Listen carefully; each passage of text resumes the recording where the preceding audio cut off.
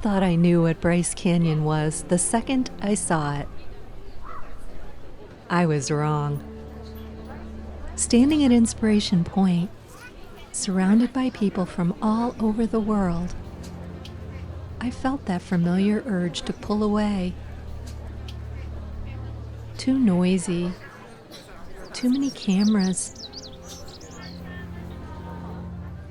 too many people between me and the view. Then the irony hit me. I was one of them, just another tourist on the rim, camera in hand, thinking I already understood what I was looking at.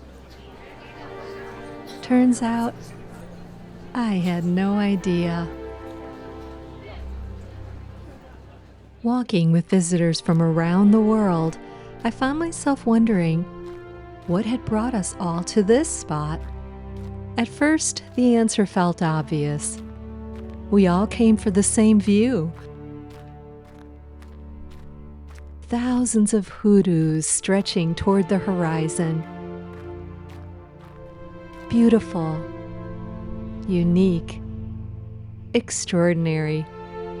But Bryce quietly challenged my assumptions, and the trail waiting below made me suspect there was far more to it than I could see from up here. From a bird's eye view, Bryce Canyon looks almost impossible, magical even. Thousands of hoodoos rising from the earth in every direction, some standing alone, others clustered together. From up here, they seem almost delicate, like tiny sculptures scattered across an endless canvas. The scale plays tricks on the eyes. Distance collapses, details vanish, and yet it's breathtaking. Still, I kept wondering if it feels this extraordinary from above, like an eagle soaring over it all. What would it feel like to walk among them?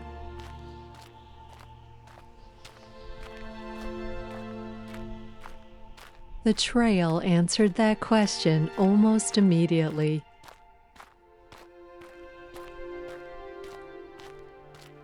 With every switchback, something shifted. Not just the landscape, but my relationship to it. I thought about one overlook I visited called Fairyland. From above, I could see why. The hoodoos looked almost playful, like little castles from a storybook. But as I descended, everything changed.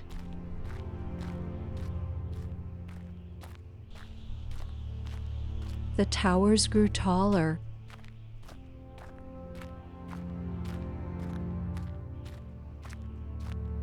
The walls began to gather around me. Fairyland quietly disappeared, not because the place had changed, but because my perspective had.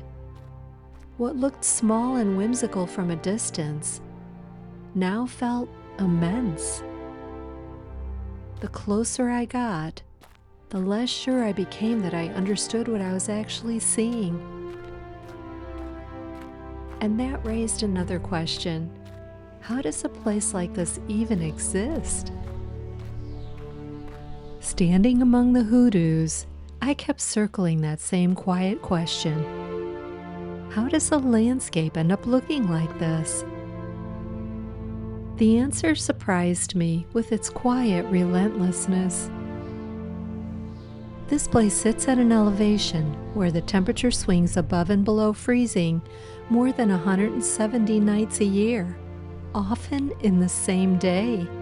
Each winter, water slips into tiny cracks in the rock. When it freezes, it expands just a little, enough to widen the crack. Not in some grand dramatic event, but through thousands of small persistent moments over centuries. They begin as a plateau, then slowly break down into walls, then windows, and finally stand as individuals. In English, we call these spires hoodoos, a word tied to magic, altered shapes, and things not quite of this world. But there's an eerie linguistic mirror here. The Southern Paiute word for being frightened or startled is udu, an almost exact phonetic twin to our English word. It makes sense when you realize that the Paiute people saw these same formations very differently than modern geologists. According to their tradition, these hoodoos were once the legend people, beings who abused the earth and were turned to stone by the trickster coyote. They called this place Red Painted Faces. Whether we call them hoodoos or hoodoos, although they're stone, they aren't really fixed objects. They're moments in an ongoing story, geological, cultural, and deeply personal, still quietly becoming. Understanding that answered one question, but left me with another. Why did standing among them feel so completely different than viewing them from above? As I continued walking, one thought kept circling back to me. From the rim, I could see the entire canyon, yet understood almost none of it.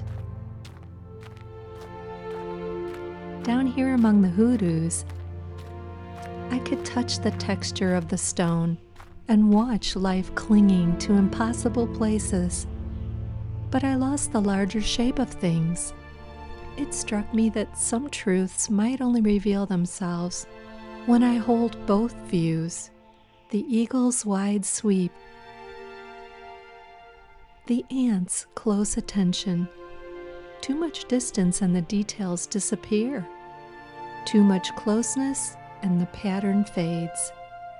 Neither view is wrong, neither feels complete. And honestly, that unsettled me. For years, I had believed perspective was something I would eventually arrive at, some clear, final understanding. But the story of these hoodoos, the long plateaus, the slow cracking, the patient breaking down from wall to window to standing alone, brought me back to something I've wrestled with for years, that even when truth is solid, my view of it is often partial. Maybe perspective isn't a destination at all. Maybe it's the willingness to keep moving in that space between, holding the eagle and the ant at once, even when they pull in different directions.